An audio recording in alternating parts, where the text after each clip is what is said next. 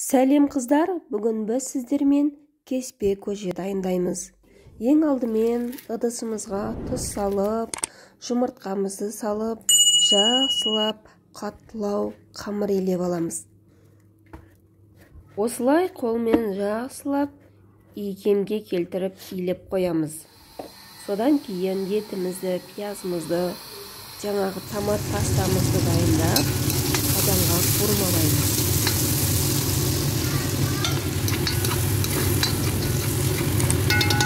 Осылай қызарғанша, әдемі пиязымыз сарғайып қызарғанша қуырып аламыз. Үстіне су құямыз.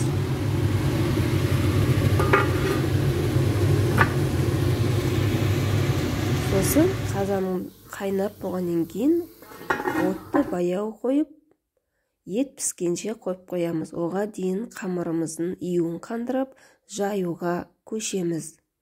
Мінекей қамырымыз үлкен болып жайылды. Міне сап-сары дөп-дөңгелек қалыңдау болды. Бұны осылай жайып, кішкене қатайтып аласыздар. Қамырды кептіріп аласыздар, яғни кескенге әдемі кесіледі.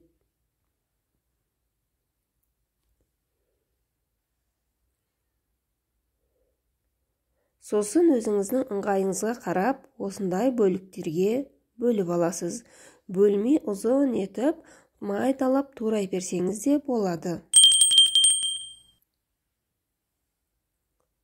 Сосын тақтайшаға келіп, ұрпақты себе отырып, әдемелеп майдалап турап шығасыз.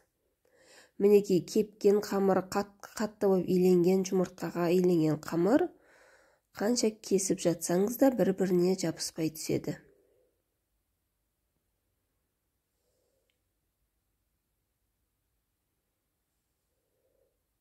Осылай қамырдың бәрін әдемелеп, жұқалап, кесіп аласыз.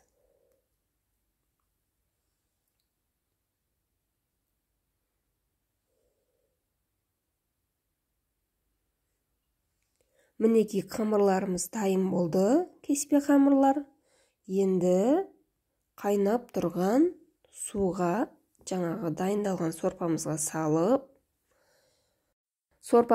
салып, әдемелеп 2-3 мәрте қайнатып, кеселерге құйып ұсынатын боламыз. Мінекей біз қазір осы кесілген қамырларды тақтайшаларға салып, міне қазанда қайнап тұрған сорпаға салу үстіндеміз.